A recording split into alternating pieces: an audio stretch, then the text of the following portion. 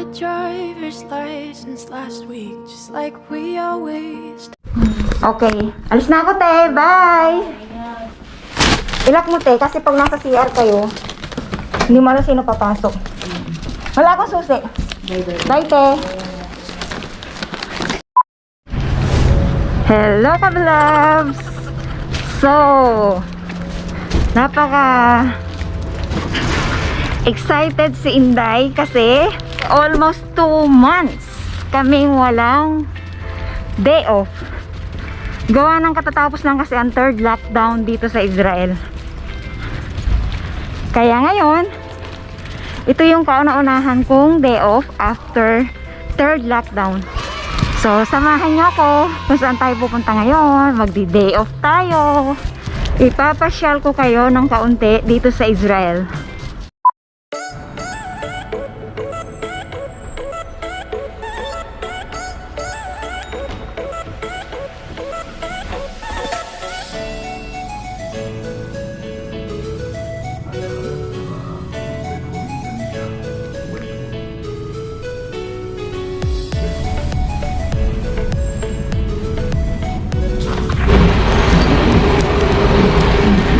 Okay, nandito tayo ngayon sa train station.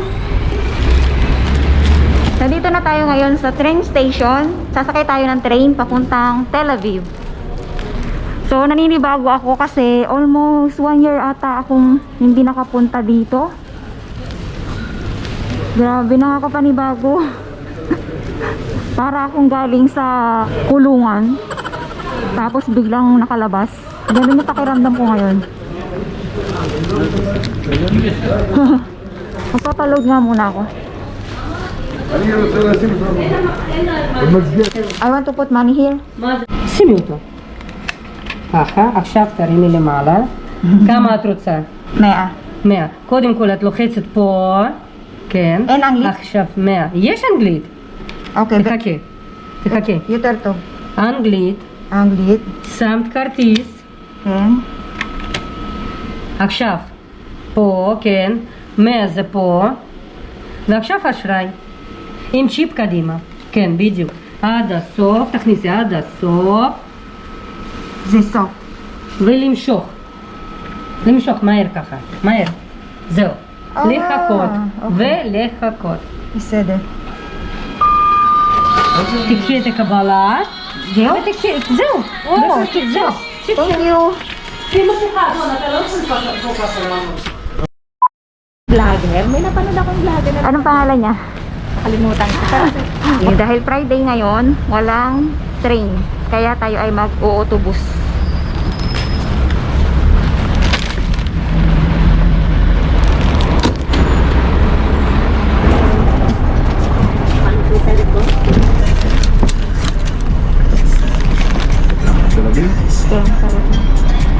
Kama dakot? שעה ורבע. Saan ba rin? Tada, late na ako. 11 appointment.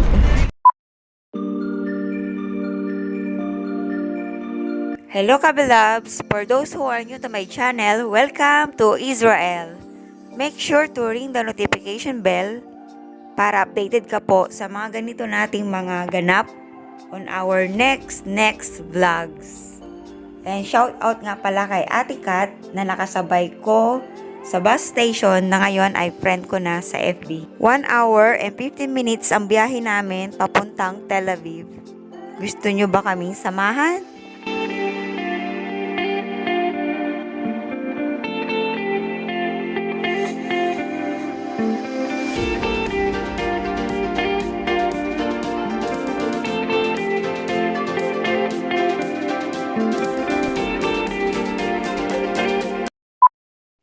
So, okay. After 1 hour and 15 minutes, nandito na tayo sa Tel Aviv Central Bus Station.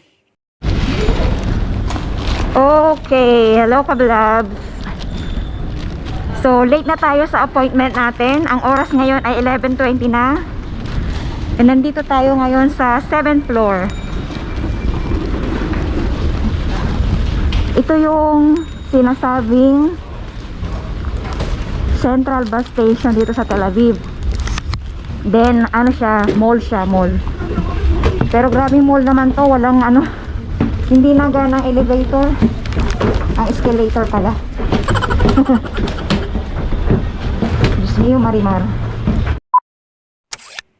Okay, time check now is 11:30. Finally, nandito na tayo sa ating first agenda ngayong day off sa studio ni She Browse. So, magpapakilay tayo, kaya tayo ay nandito ngayon. Okay. Haggard ba? Okay, nandito na po tayo sa 6th floor sa loob ng studio ni She. So, first of all, kinuha na muna yung before, then sinukatan, then minarkahan, then yan, step by step. Pero, hindi na muna natin to i-cover ngayon kasi masyado itong mahaba, itong procedure na to, at gusto kong i-share sa inyo step by step. So, next week, abangan dahil ito yung magiging topic natin. Dahil lagi tayo nakaharap sa camera, I decided na magpagawa ng kilay dahil isa sa mga weakness ko, yung mag-shape ng kilay ko. Sobrang stress talaga ako dito. Struggle is real. Pero ngayon, pak na siya. Okay, we're done.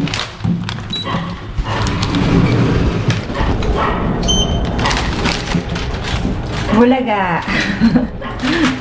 Dumating tayo dito ng 11:30 and natapos tayo ng 3:30. So, jaran! Lash lift and micro shading. Combi brows. Ang ganda. Ngayon naman, magpapariban naman tayo ng buhok. Meron din tayong appointment doon. Kaya, let's go! So, ganito po kami mag-day off dito sa Israel.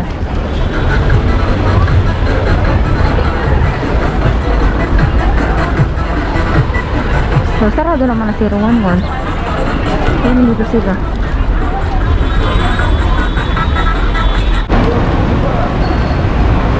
Ito naman yung Takanamay kasi.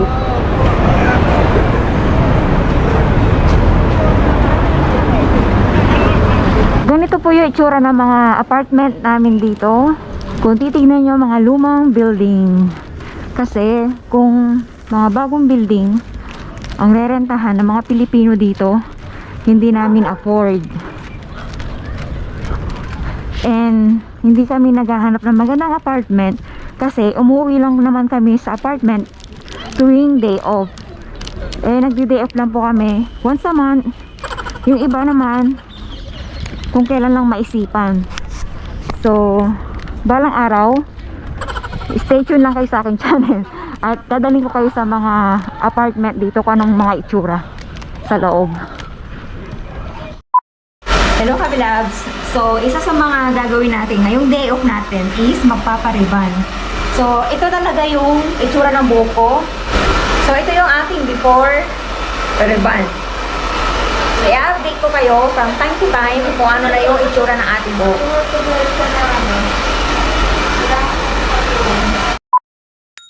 So, as you can see, nakakahiya mang ipakita, pero ganyan talaga yung buhok natin. Mukha tayong Lion King. Wala tayong magagawa. Ganyan tayo pinanganak. Kinky talaga yung buhok ko. Kaya nyo lang ako nakikitang straight ang buhok kasi lagi akong namamalansya. Kadalasan, sa pag-aayos pa lang, umaabot ako ng 2 oras bago ako makapag-film. Kaya I decided na magpaayos na ng buhok, magpakilay, para kahit mag-film ako araw-araw, hindi na time consuming yung pag-aayos pa lang sa sarili ko. Kasi alam naman natin na medyo lumalaki na tayo at marami sa inyo nagre-request ng iba't ibang topic. So, kailangan nating magpaganda, kailangan nating mag-invest sa sarili natin.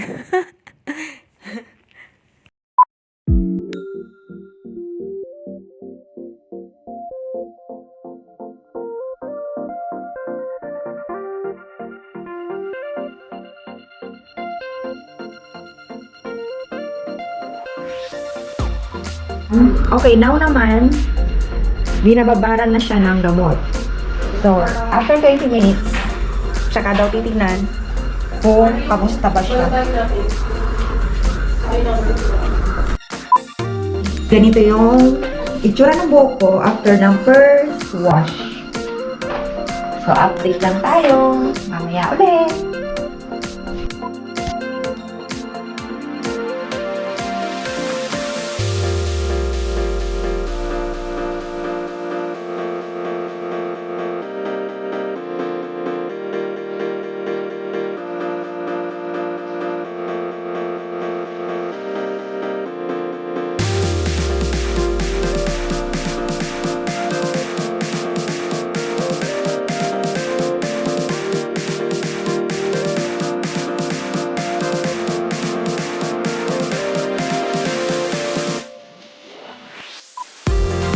Okay, hello kabilabs. So, as you can see, ito na yung plancha bago lagyan ng final na gamot. So, finally, kaunting kembot na lang, makikita nyo na ang ating finale.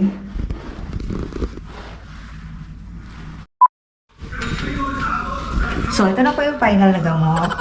Then, babanlawan na po siya. Kaunting kembot na lang.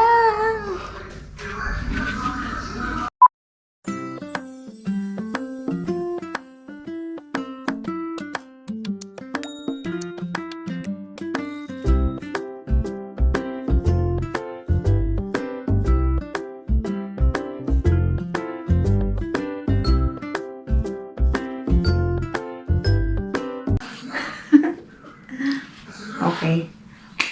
So, finish na. Ito na po ang ating finale. Thank you, Ate Mitsuyu Nakamura. Very satisfied customer. Okay, pa-shout out daw sa player ng basketball dyan sa Tel Aviv na si Bert Dugelio, ang Rookie of the Year 2019. At syempre, hello sa mga ka-team Poyaters ko. Especially kay Mitsuyu Nakamura, kay Chona Cordova Sikat, at kay Kay Wahe. Hi! So ngayon, tapos na ang aming day off. Pabalik na kami sa aming mga work. So, nice meeting you, Chona. Yeah, hello! Nice meeting you, Kay. Hello mga kabilabs! Hello mga kabilabs! Uwi na kami. Tadara ba? Bye-bye! Bye! Nice meeting you too. Okay, so ngayon, tapos na ang ating day off. Uuwi na tayo.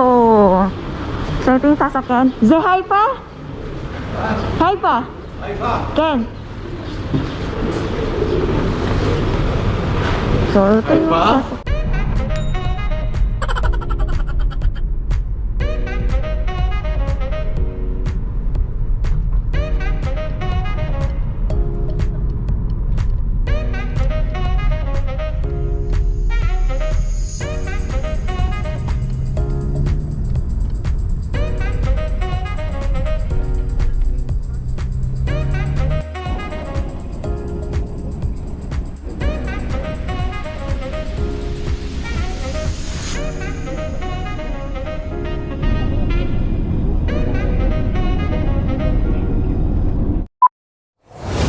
Hello kabilabs! I just got home.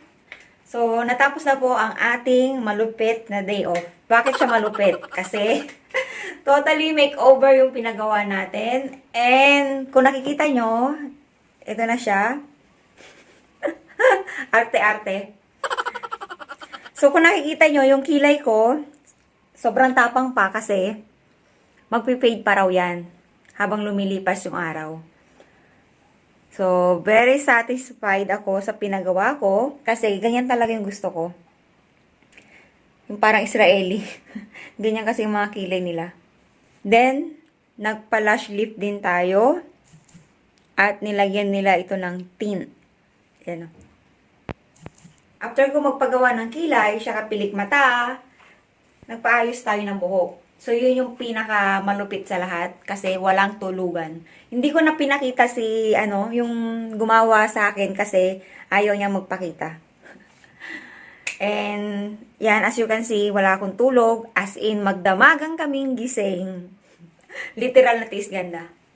So, that's it. Magpapahinga na ako kasi puyat na puyat si Inday and kailangan ko nang matulog. Next vlog, ipapakita ko naman sa inyo yung step by step kung paano ginawa itong kilay ko, then itong aking lash lift. So, I hope nag-enjoy kayo sa day off natin for today. Huwag kayong mag-alala kasi kapag ka okay na uli ang tourist at kung pwede na uli mag-trip, ipapasyal ko kayo sa mga request nyong mga biblical, mga religious site dito sa Israel. So, darating tayo dyan. But, don't forget to ring the notification bell para magiging updated ka po sa mga susunod pa nating vlog. And of course, please don't forget to hit like. Thank you and have a nice day. Bye. Thank you for your time.